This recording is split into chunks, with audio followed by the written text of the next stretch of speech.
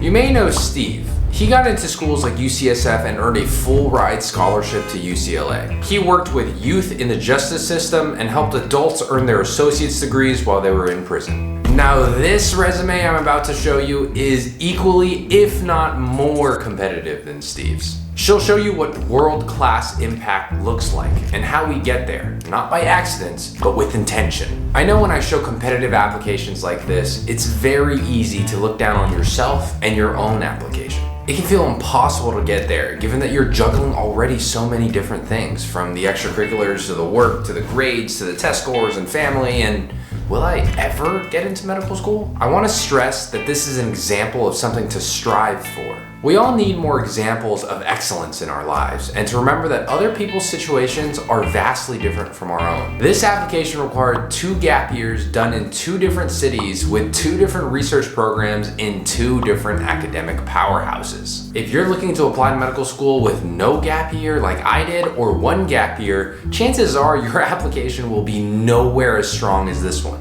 You just didn't have the same amount of time. And even if you are planning on taking 2 gap years, your opportunities, interests, and priorities are completely different from hers. Let's focus on what we can learn from this role model application and ditch all the guilt and insecurity, because it just doesn't help. Double-digit interviews, easily one of the most competitive medical school applications I have seen in a very, very long time. If you've been following me for some time, I typically reserve that phrase for Steve, the applicant who worked with incarcerated youth to help them earn the jobs, certifications, degrees, associate's degrees while in prison, so that they could acclimate to society right after they did their time in the justice system. This is a resume where I'm happy to say that the results, as well as what you see within the actual resume, of equal caliber to Steve's application. So this applicant I want to use to show and teach premeds what world-class impact looks like and how we get there, not by accident and with intention. A caveat: I do think that anytime I show a competitive resume like this, it can be very, very jarring. It can feel out of your current level of skill set. It can feel impossible to get there, given that you're juggling so many different things, and how in the world are you going to get to this level of competitiveness and caliber? And it may make some of you just really give up, because it's so overwhelmingly strong. I feel the same way in a lot of different parts of my life, and I yet still love those opportunities, because they demonstrate what it is for us to strive for. I think we need more examples of excellence in our life, and I will caveat things where I think are appropriate, so that you can distance yourself from judging yourself and where you are relative to this person. It's not a comparison game, but rather see this as something to strive for, a model in your mind as something to eventually get to or attain. My first caveat that I'll start with is that this is an application that is built off the back of several gap years done in different cities with different programs and different academic institutions. If you are looking to apply to medical school on a no gap year timeline, just like I was, my resume pales in comparison to this one. Part of it is because this student just did a fantastic job building her narrative and making impacts in the things that she cared about. But part of it is also the impact of time. If you take 2 gap years, that's nearly double the amount of time that someone like myself, who took no gap years, had to build out their resume or CV. Take this resume with the grain of salt that they had an extra boost of time to work with.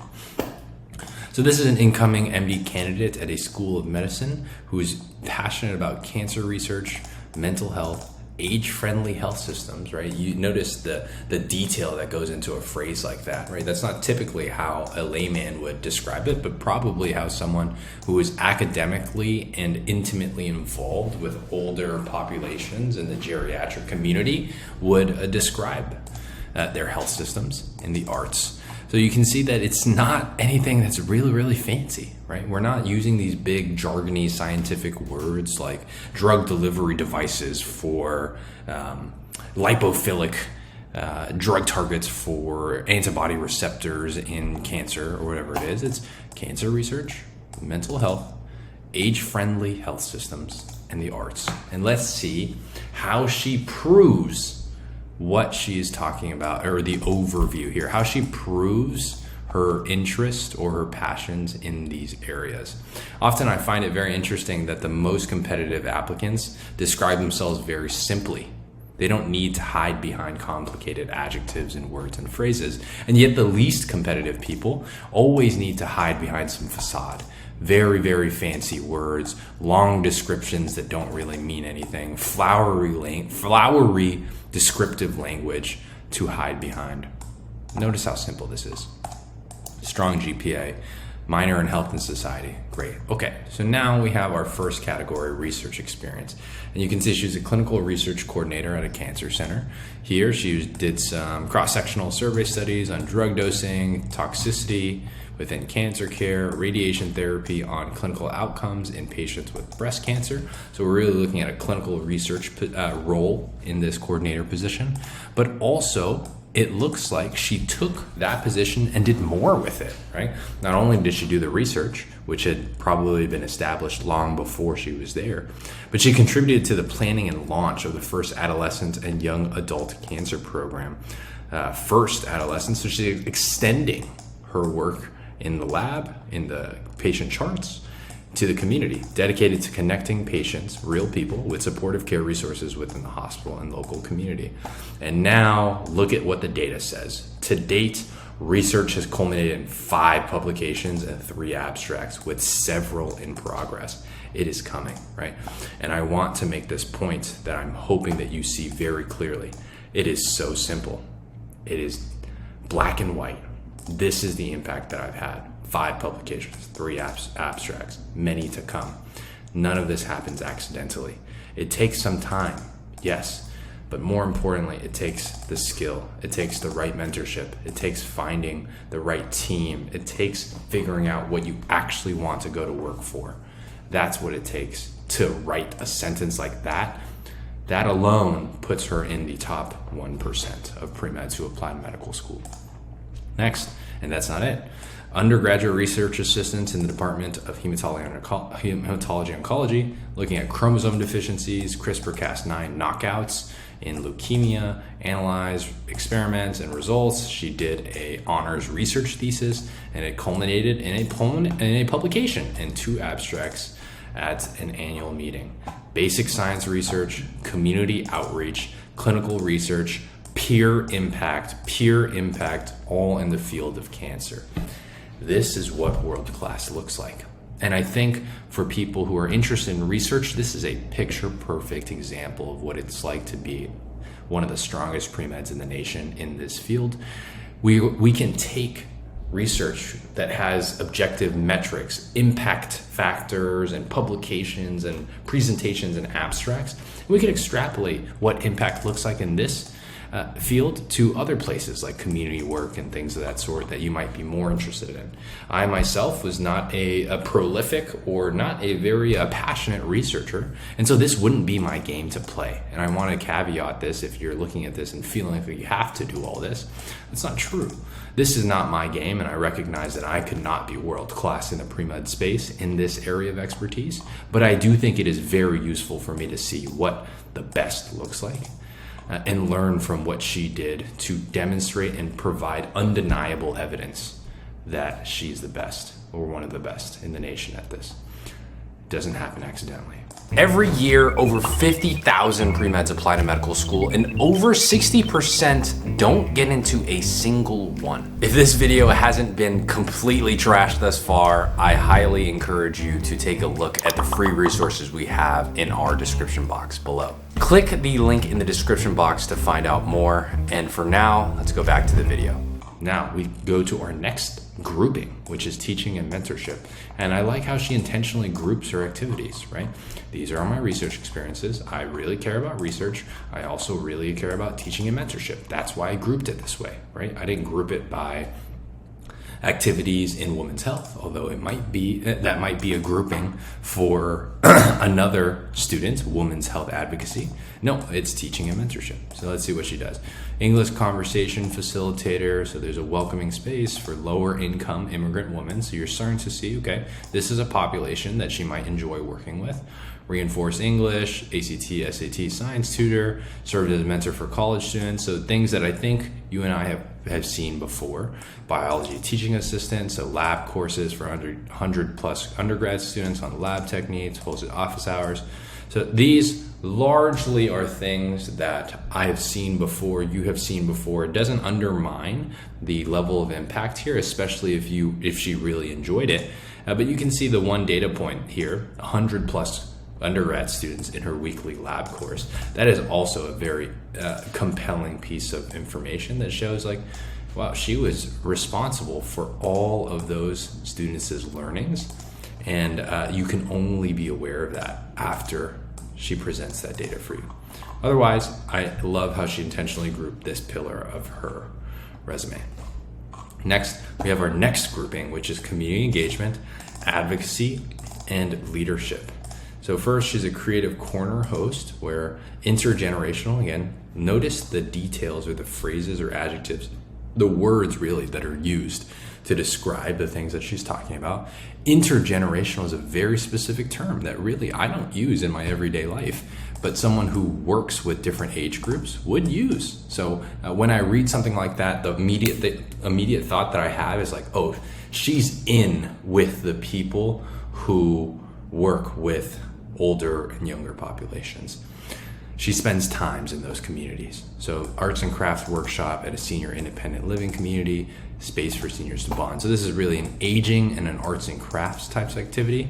Crisis help volunteer. So you're starting to see the mental health picture come up, right?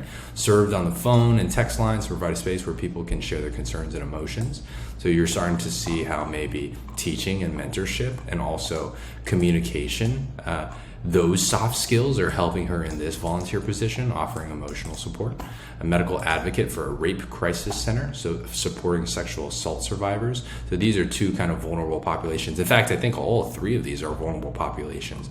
The elderly population, the mental health population, mental health being something that is still highly stigmatized in today's society. And then, of course, sexual assault is a highly vulnerable population. Empowered survivors when making decisions, completed a 40-hour training focused on sexual violence, trauma-informed care, and crisis intervention. Again, these very specific phrases that demonstrate that you're in on the community and the words and details that they use. And the hospice volunteer, so older patients receiving hospice care, end-of-life care, serving as an advocate for individuals by ensuring their clinical and psychosocial needs were conveyed and addressed. So you're starting to see that these are all three different vulnerable populations that she can take her learnings from working with just doing arts and crafts and speaking with seniors in an independent living community and understanding what it's like to see healthy seniors enjoy their arts and crafts in a community, but also seeing the other end of it where she's working with older the same kind of age populations that may not be as healthy as they'd like at the end of their lives, and providing a listening, compassionate ear. That listening, reflective, open relationship that she has with those elderly people who are about to pass can be parlayed into her work with vulnerable sexual assault survivors, mental health people going through a crisis. You're starting to see how all of these skills overlap, which to me makes the point that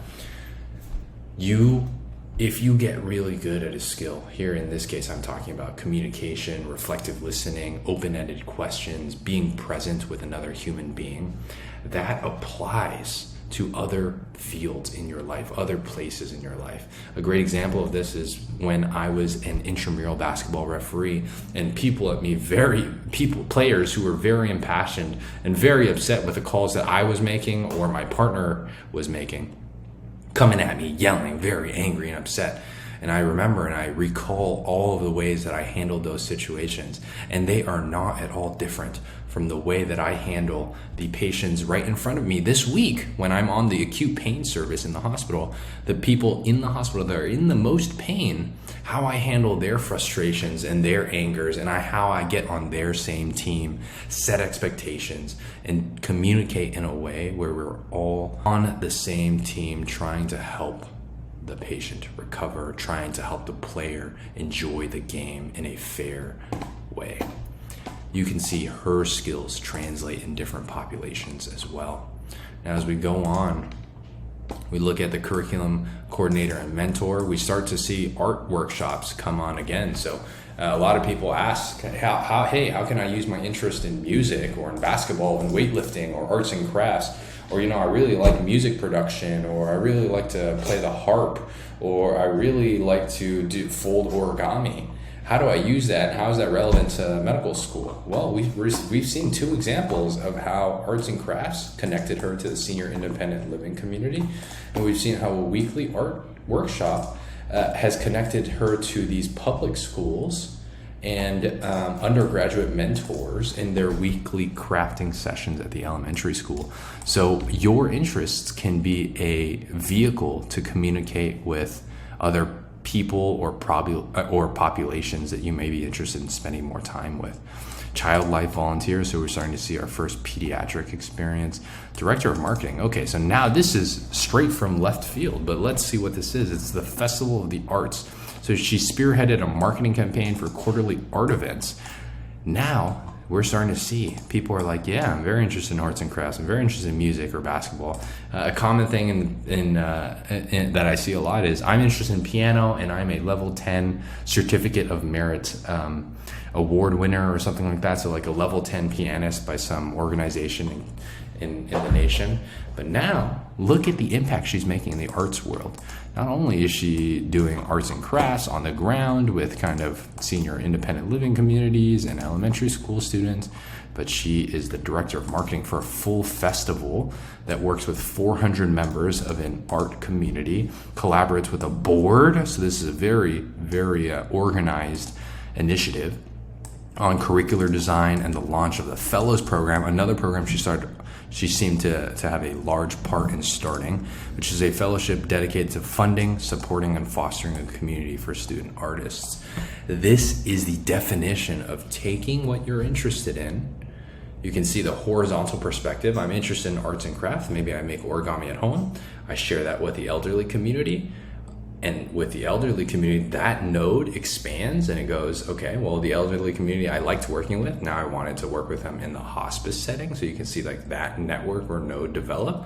So going back to the arts and craft node, connected with the elderly node, now it's connected to the children, elementary children node, but also that arts and craft node. Those are horizontal perspective changes. Now we go deep, right? We go vertical impact. Not only am I making origami at home, now I'm the director of marketing for a festival of arts that, again, here's the data, black and white, undeniable data, 400 members of the artistic community. And we created a fellows program that funds, supports, and creates a community for student artists. You can see how the level of impact changes as she took on this role and responsibility on her campus. That is a great example of how you can take something that seemingly has no relationship to medicine and use it as a vehicle to meet new people, understand their problems, get connected with other populations, and also make an impact in something that you enjoy.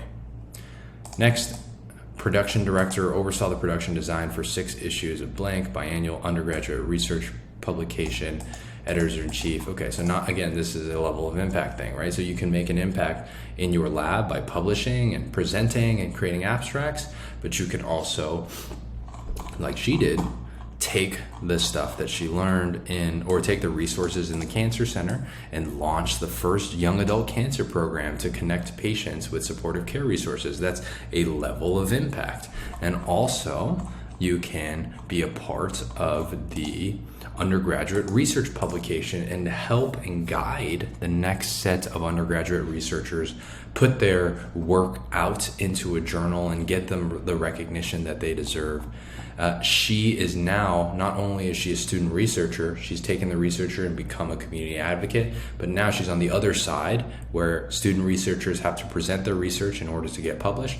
Now she's on the other side of the table deciding which student researchers get their work published. So she's really seeing and becoming a master of this research process from beginning to end, from left to right, upside down to right side up, and getting all those different perspectives. All right. A set of honors to look at, and then I want to finish with this. This is what world class in your area of interest looks like. If you're a researcher, it's very black and white, very clear. If you're looking at GPA, it's very clear, 4.0. MCAT, very clear, 528. And I just want to show you this to really, really inspire you that if your niche is research, I would love for you to look at a CV that looks like this one day.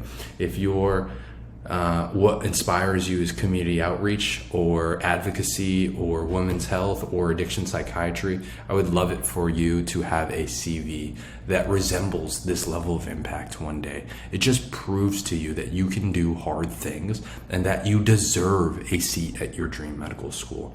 I find that imposter syndrome often gets largely erased when you have undeniable evidence that you can compete in a world that is competitive, that you can excel in different things that you really enjoy. And I imagine that the students, when they look at the CV and remember all the work that went into each of these publications, that she remembers just how proud she must feel for completing all these projects. Breast cancer review, endocrine therapy in women, dose selection for patients with metastatic cancer, suppression genes, chemotherapy, fasting in breast cancer, multiple myeloma is another cancer, driven DNA repair, therapy-related myeloid, DNA damage response, therapy-related myeloid neoplasms. This is what world class looks like. This is a student who is one of the most competitive in the nation for her research experience and impact, but also for the very interesting way that she leveraged her interests in the arts and crafts to work with vulnerable populations like the elderly geriatric populations, to build an organization that gave a safe space and funded hundreds of art fellows, a person who gave back to her research community as a director of the undergraduate research journal, and someone who's just very well versed in different vulnerable populations, in different roles with different people with different problems, but the same recurring skill set that is required to do great in those one-on-one settings. Hopefully you learned as much from this resume review as I did, and I hope that this inspires you again to go out there, figure out what you care about, and make a substantial impact so that you can sit down, look at your body of work, and be proud that you deserve to join the dream medical school and get the training that will continue to progress your professional and personal development. I'll see you in the next one. This resume earned more than 10 medical school interviews and brought this student to a top 5 medical school. While this is something ultimately to strive for, you're likely earlier on in your pre-med journey, just inspired by what this person has done. This video is how I helped a pre-med go from blank resume to standing out in really just 2 months. If that sounds helpful at all, I'll see you there.